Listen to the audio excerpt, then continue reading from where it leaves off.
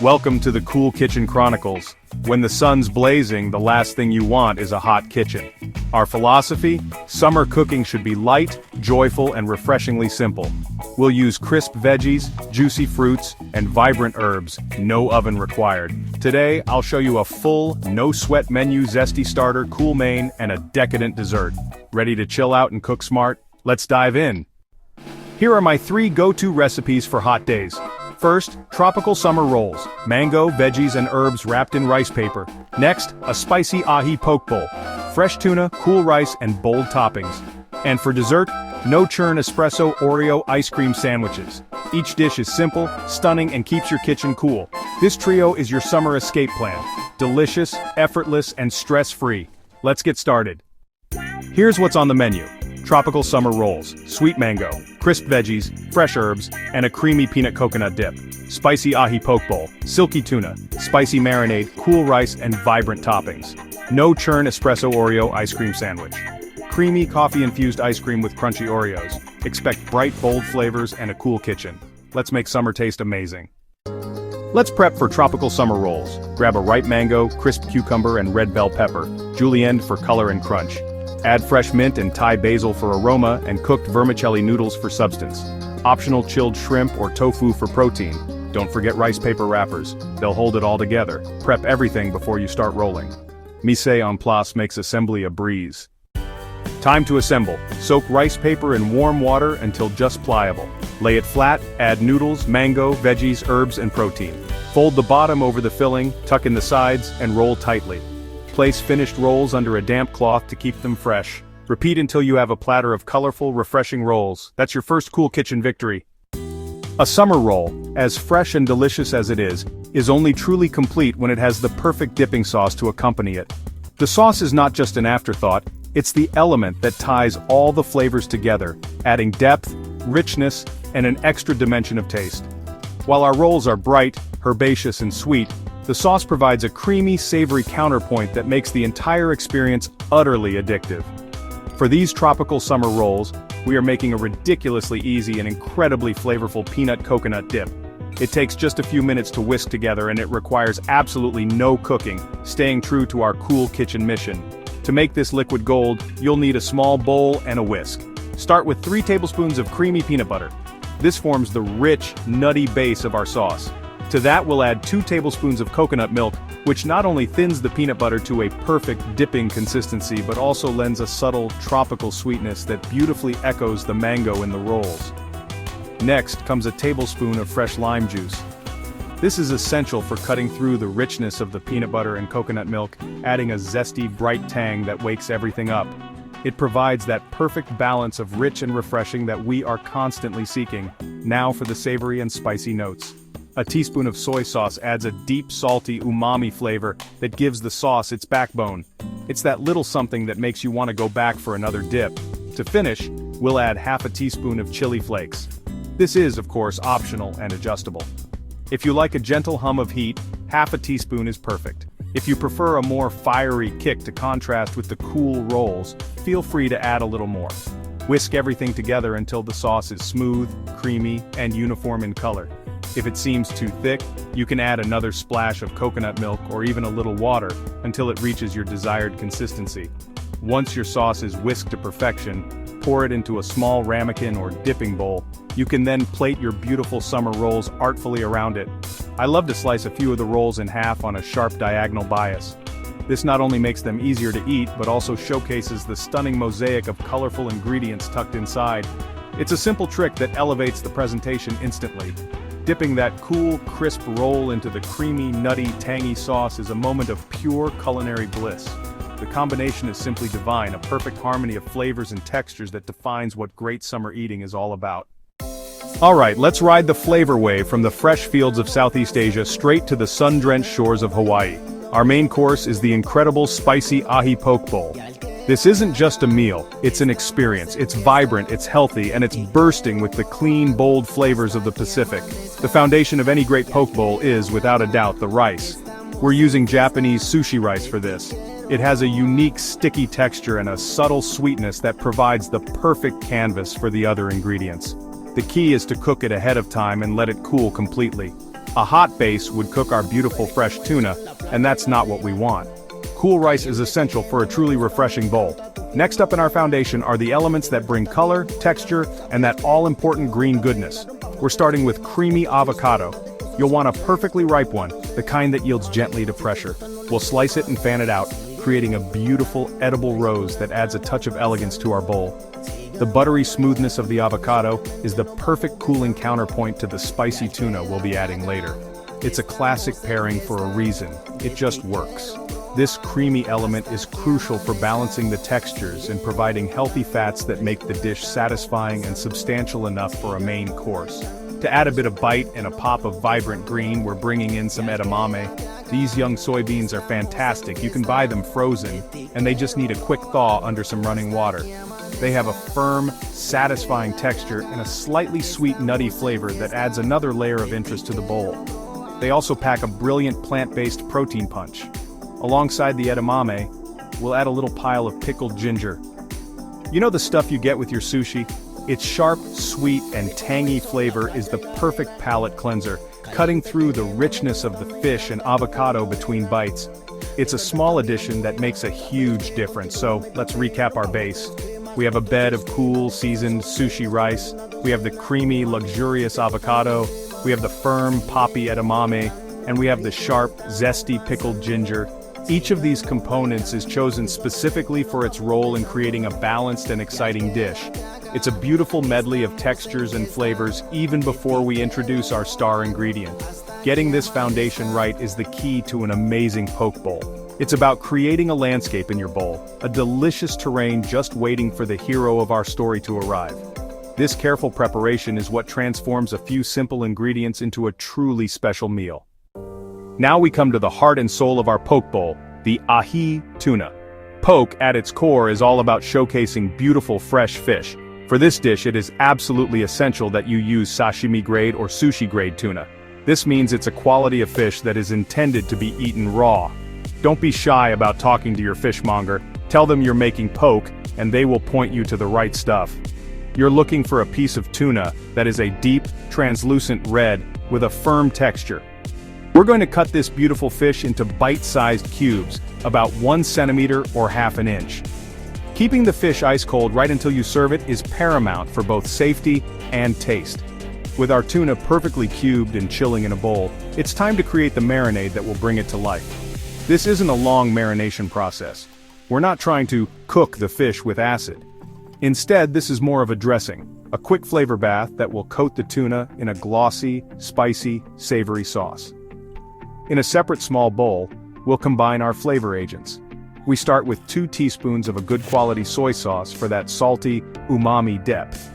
Then, we add 1 teaspoon of toasted sesame oil, which brings a wonderful nutty aroma and richness that complements the fish beautifully. This simple combination is the classic backbone of many Asian dressings.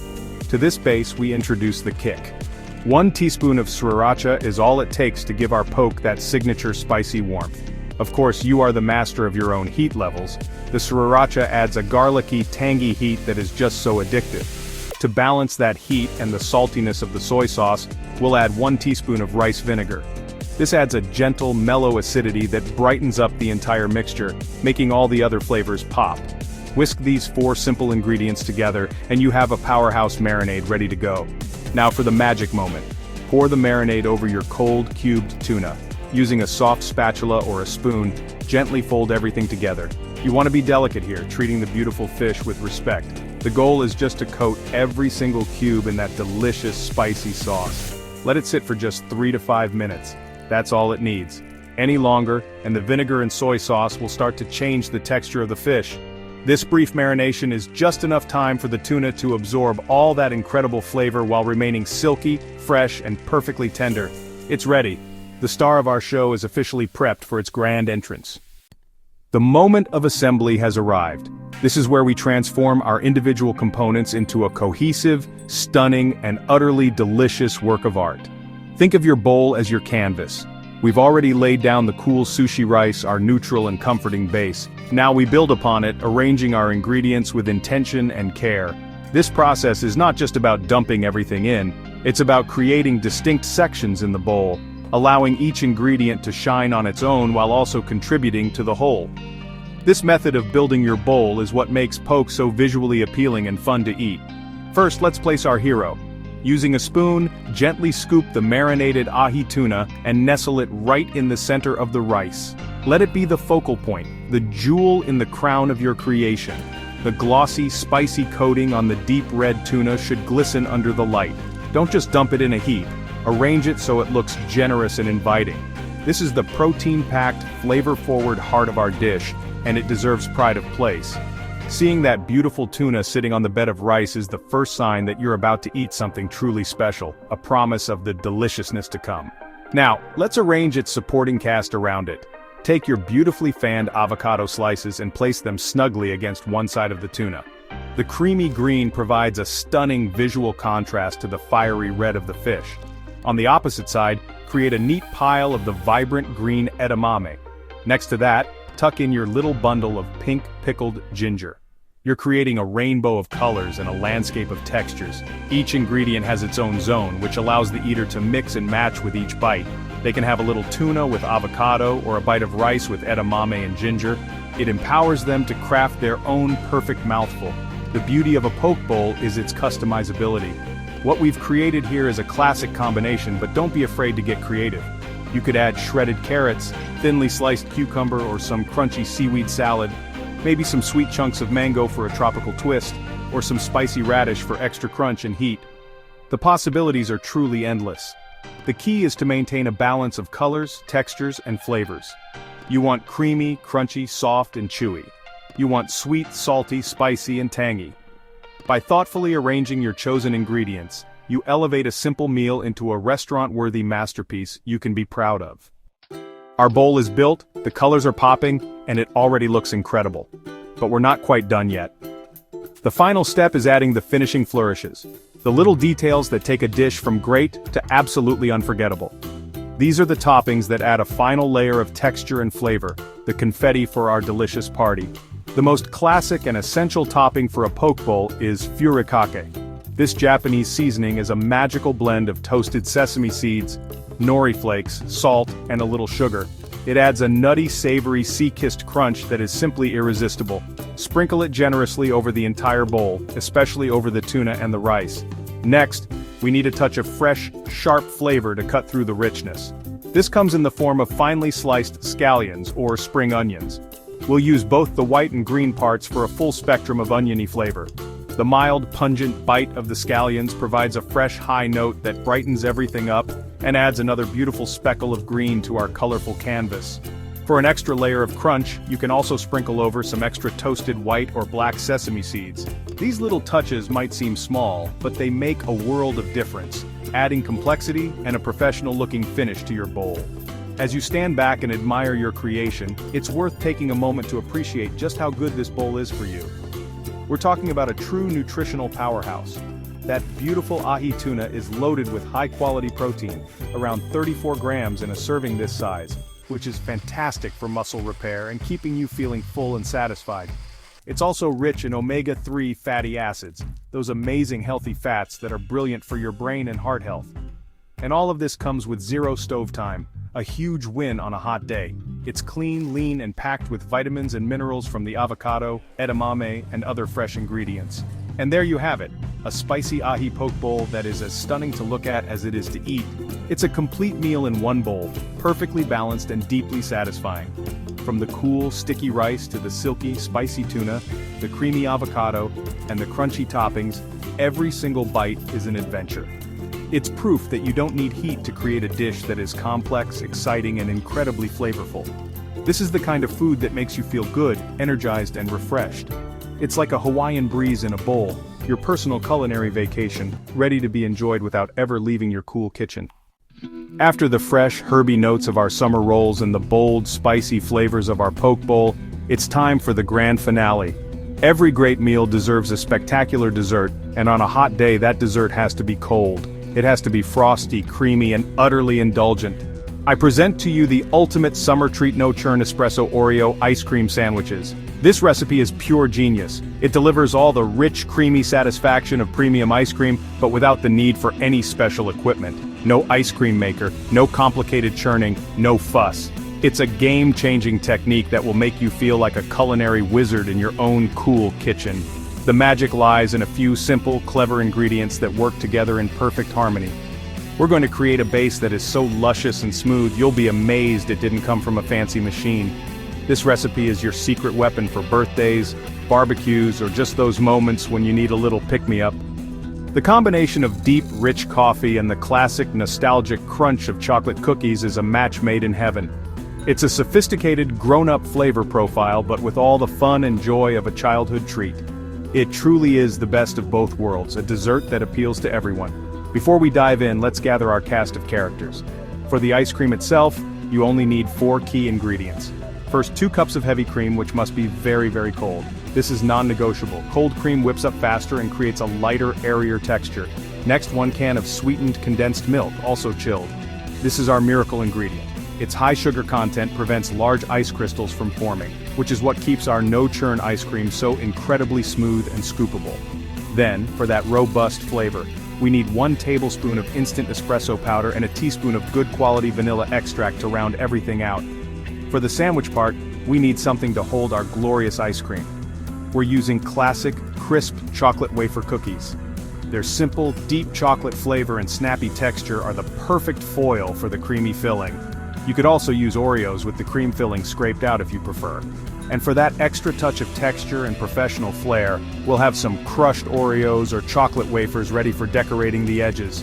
That's it. With just a handful of ingredients, most of which you might already have in your pantry, we are about to create a dessert that looks and tastes like it came from a gourmet ice cream parlor. The first step in our no-churn journey is to create the light, airy foundation of our ice cream. This is where the heavy cream takes center stage. Pour your 2 cups of well-chilled heavy cream into a large, also chilled mixing bowl. Using a chilled bowl and beaters, whether from a stand mixer or a hand mixer, will help the cream whip up beautifully and hold its shape. This little bit of prep makes a huge difference. We are essentially incorporating air into the cream, which is what will give our finished ice cream its light, non-icy texture. It's the manual equivalent of what an ice cream machine does, and it's surprisingly easy and quick. Begin whipping the cream on a medium-low speed, gradually increasing to medium-high as it starts to thicken. You'll see it transform from a liquid into a frothy mixture, and then it will start to form soft ripples. We are looking for what bakers call soft peaks. This means that when you lift the beaters out of the cream, a peak will form, but the tip will gently curl and fold over on itself. Be careful not to over-whip it. If you go too far, the cream will become grainy and start to turn into butter. We want it light and cloud-like, not stiff. This process should only take a few minutes, so keep a close eye on it. While your cream is whipping, or just after, we can prepare our flavor base in a separate, large bowl. This is where the sweetened condensed milk comes into play. Pour the entire can of cold, thick, sweet milk into the bowl. To this, we'll add our flavor enhancers. First, dissolve 1 tablespoon of instant espresso powder directly into the condensed milk. The granules will dissolve easily into the thick liquid. Stir it well until you have a smooth, coffee-colored mixture. The intense coffee concentrate will infuse the entire batch of ice cream with a deep, aromatic espresso flavor that is absolutely divine for coffee lovers. Next, add 1 teaspoon of vanilla extract to the espresso condensed milk mixture. The vanilla doesn't overpower the coffee. Instead, it complements it, adding a layer of warmth and complexity that rounds out the flavor profile beautifully. Give it another good stir until everything is completely combined. You should now have a bowl of gorgeously smooth, fragrant, coffee-infused, sweetened condensed milk. This sweet, flavorful mixture is the secret to our ice cream's creamy texture and rich taste. It's the perfect counterpart to the light, airy whipped cream we just made, ready to be combined into something truly magical. Now for the most exciting part of the process, bringing our 2 components together. We have our bowl of light, airy whipped cream, and our bowl of rich, flavor-packed condensed milk. The key to a perfect no-churn ice cream is to combine these 2 without losing all the beautiful air we just whipped into the cream. This requires a gentle touch. We're going to use a technique called folding. Take about 1/3 of your whipped cream and plop it into the bowl with the coffee condensed milk mixture. Using a large, flexible spatula, gently fold the whipped cream in, using sweeping motions from the bottom of the bowl, up and over the top. This initial addition of cream is called sacrificing or lightening the base. It makes the thick condensed milk mixture a bit looser and more receptive to the rest of the whipped cream, so you don't have to work as hard to combine them. Once that first third is loosely incorporated, you can add the remaining whipped cream to the bowl all at once. Continue to fold gently, scraping the bottom and sides of the bowl until the mixture is just combined. You want to see no more white streaks of cream. It's okay if it's not perfectly uniform, a few little pockets of cream are fine. The goal is to maintain as much volume as possible. With our creamy espresso base now complete, it's time to introduce the crunch. This is what takes our ice cream from simply delicious to utterly irresistible. Take about a cup of crushed Oreo cookies, or your chocolate wafers of choice, and sprinkle them into the ice cream base. You can crush them by placing them in a zip-top bag, and gently bashing them with a rolling pin, or the bottom of a pan. You want a mix of fine crumbs, and some slightly larger, chunkier pieces for texture. This ensures you get that iconic cookie flavor and satisfying crunch in every single bite of the finished product. Once again, using your spatula, gently fold the cookie pieces into the ice cream base. You only need to fold a few times, just enough to distribute them evenly throughout the mixture. Don't overmix or the cookies will start to get soggy and turn your beautiful light brown ice cream a murky gray color. We want distinct specks and chunks of dark cookie running through the creamy espresso base. The visual contrast is part of the appeal. And just like that, our no-churn espresso Oreo ice cream is ready. It's a fluffy, creamy, cookie-studded cloud of deliciousness, prepared for the next crucial stage, the chill-out. Our ice cream base is mixed, flavored, and ready to be transformed by the magic of the freezer. The next step is to prepare a vessel for it to chill in. A standard metal or glass loaf pan is the perfect choice for this recipe. The shape of a loaf pan is ideal because it will allow us to slice clean, rectangular slabs of ice cream later on, which is exactly what we need for making our sandwiches. To make your life infinitely easier when it comes to serving, it's a great idea to line the loaf pan with parchment paper. Leave a bit of overhang on the two long sides to act as handles, which will allow you to lift the entire block of frozen ice cream out effortlessly. Once your pan is lined, carefully pour or spoon the glorious espresso Oreo ice cream mixture into it. Use your spatula to spread it out evenly, making sure it gets into all the corners. You can give the pan a few gentle taps on the countertop to release any large air bubbles and help the mixture settle. Smooth the top with the back of your spatula so it's nice and level. This will ensure that your ice cream slabs are uniform in thickness. At this point, you could technically just freeze it and eat it with a spoon, and it would be absolutely heavenly. But we have bigger plans for this batch. We're destined for sandwich greatness. Now for the hardest part of the entire recipe, the waiting. Cover the top of the loaf pan with plastic wrap, pressing it gently directly onto the surface of the ice cream. This prevents ice crystals from forming on top and keeps the ice cream from absorbing any unwanted freezer odors. Place the pan on a flat, level surface in your freezer. For the ice cream to set up properly and become firm enough to slice, it needs to freeze for at least 4 to 6 hours. For the best, firmest results, however, I highly recommend leaving it to freeze overnight. This ensures it's completely solid and ready for the sandwich assembly. Patience is a virtue, especially in the world of frozen desserts. While it's tempting to peek after an hour or two, try to resist the urge. Letting it freeze undisturbed is the key to achieving that perfect, sliceable texture. Think of this as a next-day continuity step in our cool kitchen show. We've done the quick and easy prep work, and now we're letting the freezer do all the heavy lifting for us. While our ice cream is chilling out, you can get your chocolate wafers and crushed cookie coating ready for the final, exciting assembly step. The anticipation will only make that first bite even more rewarding. The wait is over! Your ice cream has been chilling patiently in the freezer and has transformed into a solid, delicious block of espresso Oreo heaven. It's time for the final, most rewarding step: building our ice cream sandwiches. Prepare your workstation. You'll need a cutting board, a sharp knife, your chocolate wafer cookies, and a shallow dish filled with your extra crushed Oreos for that decorative edge. Working quickly is key here, as the ice cream will start to soften once it's out of the freezer. Use the parchment paper handles to lift the entire block of ice cream out of the loaf pan and place it onto your cutting board. Peel back the parchment paper to reveal your beautiful, firm ice cream. Now, using your sharp knife, slice the block of ice cream into slabs. The thickness is up to you, but I find that a slab about an inch thick is perfect.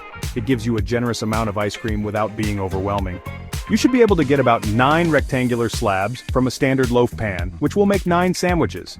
As soon as you slice a slab, place it on top of one chocolate wafer cookie, then gently place another wafer on top and press down ever so lightly to create your sandwich. The crisp wafers are the perfect bookends for our creamy filling. Now for the finishing touch that makes these sandwiches look extra special. Take your freshly assembled sandwich and gently roll the exposed ice cream edges in the dish of crushed Oreos. The crumbs will stick to the soft ice cream, creating a beautiful textured border. This not only looks professional, but also adds an extra layer of cookie crunch to every single bite. It's a simple step that elevates the final product from a homemade treat to a dessert that looks like it belongs in a high-end bakery. Repeat this process with the remaining ice cream slabs and wafers until you have a full platter of stunning sandwiches.